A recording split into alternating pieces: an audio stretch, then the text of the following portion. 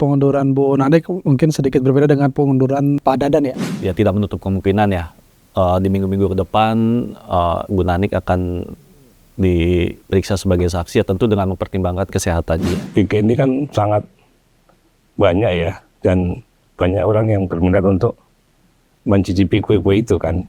Jadi ya mungkin berbagai pertimbangan akhirnya Bu Nanik mundur.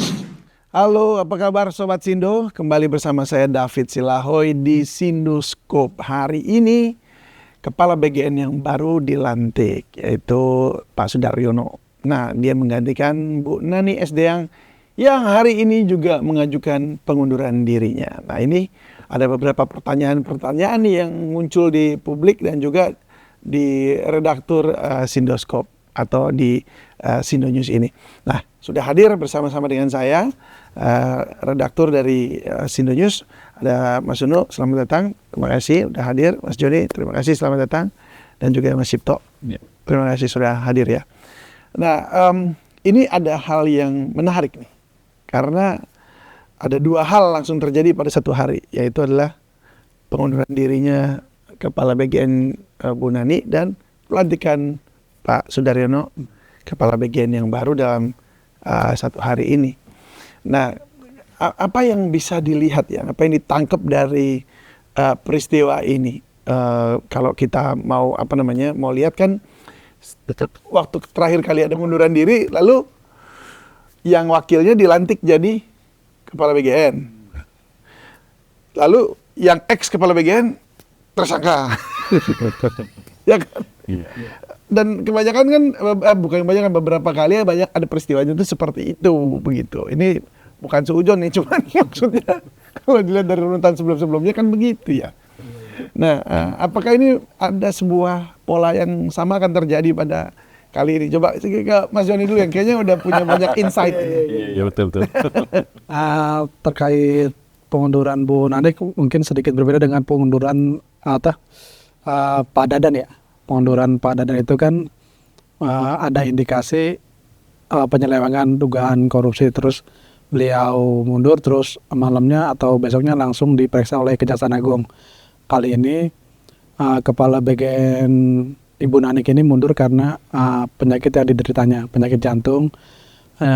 Beliau ingin berobat ke luar negeri dan sudah berpamitan ke Presiden Pak Prabowo untuk mengobati, memulihkan penyakitnya. Kemudian di sounding di Facebooknya bahwa beliau mundur karena alasan penyakit jantung. Dan terkait mungkin indikasi pemeriksaan itu kan, saat ini kan beliau sedang fokus menyembuhkan penyakitnya dulu. Kalau pemeriksaan itu kan ranahnya Kejaksaan, aparat penegak hukum. Bisa saja beliau diperiksa sebagai saksi terkait mungkin pernyataan tersangka sebelumnya bahwa diindikasi ke arah sana gitu. Jadi mungkin publik harus menunggu dulu gimana kondisi kesehatan dari Ibu Nanik. Setelah itu baru Kejaksaan sembari mengumpulkan bukti-bukti, data-data, dan bisa dipanggil beliau kalau sudah dalam keadaan pulih sebagai saksi kasus tata kelola MBG ini. Jadi bisa dibilang ini ya, itu berdasarkan pernyataan dari Mas Pras ya, kalau saya, Menteri Mensesnek ya. Ya, dan juga kalau dari Bakom RI juga bilangnya seperti itu. Tapi nggak tahu gimana Mas Cipto, ada pandangan lain nggak itu? Ya, Kejagung sendiri juga sudah menyatakan ya membuka peluang untuk memeriksa Nanik Sdang ini gitu. Tapi untuk minggu-minggu ini belum ada jadwal. Dia tidak menutup kemungkinan ya di minggu-minggu ke depan Bu Nanik akan diperiksa sebagai saksi ya, tentu dengan mempertimbangkan kesehatannya ya gitu. Karena kalau dilihat konstruksi perkaranya ya, kasusnya itu kan pada saat penyelewengan atau dugaan penyelewengan itu terjadi kan, Bu Nanik ini posisinya sebagai wakil ketua BGN ya. Iya. Di mana kepala BGN-nya Pak Dadan kena, terus Pak Sony Senjaya kena, sama Pak Lodewijk. Sementara Bu Nanik ini salah satu dari wakil itu gitu. Jadi ya tentunya beliau ini paling tidak mengetahui lah bagaimana konstruksi permasalahannya, duduk perkaranya. Sebab informasi yang saya dapatkan juga mundurnya Bu Nanik ini karena ada ya banyak dia nggak kuat ya, banyak tekan karena banyak juga yang infonya datang ke rumahnya untuk mempertanyakan gimana perkembangan SPPG, karena kan setelah dia menjabat sebagai kepala BGN kan langsung melakukan gebrakan ya, salah satunya itu menertibkan SPPG dan sebagainya gitu. Jadi peluang untuk diperiksa oleh Kejagung itu ada, dan tinggal lihat aja bagaimana perkembangan Kejagung dalam memproses kasus tersebut. Ya, karena proses penyidikannya sudah berlangsung begitu ya. Jadi ya proses hukumnya harus berjalan. Ya siapapun yang terlibat ataupun yang ada di situ pasti akan diperiksa juga. Gitu ya, Pak Sono. Iya. Jadi sebenarnya pengunduran diri Bu Nani ini bisa kita, kalau kita flashback mundur, itu minggu lalu udah mulai tercium ya. Karena pas rapat kerja dengan DPR, itu kan rapat penting, membahas anggaran dan sebagainya, Bu Nani nggak datang. Yang datang cuma wakil ketuanya sama deputi-deputinya waktu itu. Memang waktu itu BGN menyerahkan surat bahwa Bu Nani izin karena ada masalah kesehatan. Terus yang kemarin waktu ada konvensi soal pengangkatan 5 deputi baru itu ya, termasuk sekretaris utama itu juga yang menyampaikan Bu Arumsari ya. Jadi wakil ketuanya bukan Bu Nani. Menurut saya itu kok bukan ketuanya, kita udah bertanya tuh waktu kemarin tuh.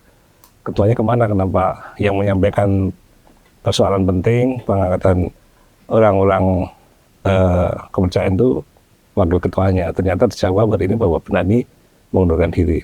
Dan ya kalau soal tekanan seperti yang disampaikan di Jakarta ya yang wajar, karena itu kan ini kue BGN ini kan sangat banyak ya, dan banyak orang yang berminat untuk mencicipi kue-kue itu kan. Jadi ya mungkin berbagai pertimbangan akhirnya Bu Nani mundur. Saya kira kalau Pak Daryono ini orang kepercayaan Pak Prabowo juga, karena dari termasuk orang kepercayaan yang pernah menjabat ketua Gerindra Jawa Tengah, wakil ketua Gerindra di tingkat nasional, sampai wakil Menteri Pertanian di era Jokowi, sampai sekarang di era Pak Prabowo. Dan karir pendidikannya juga moncer dari dulu lulusan terbaik SMA Taruna Nusantara Magelang hingga S1 di Jepang, S2 di luar juga gitu.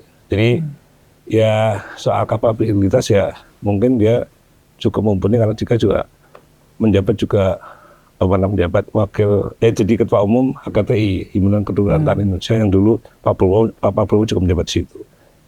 Ya mudah-mudahan gebrakan dari Pak Sudaryo ini kita tunggu, karena menurut saya ya, kalau saya pribadi suka ya kalau yang lebih muda yang jadi ketuanya, karena lebih progresif. Kalau muda kan lebih progresif dan lincah gitu ya. Buat saya sih. Dan semoga masih idealis juga. Ya, itu.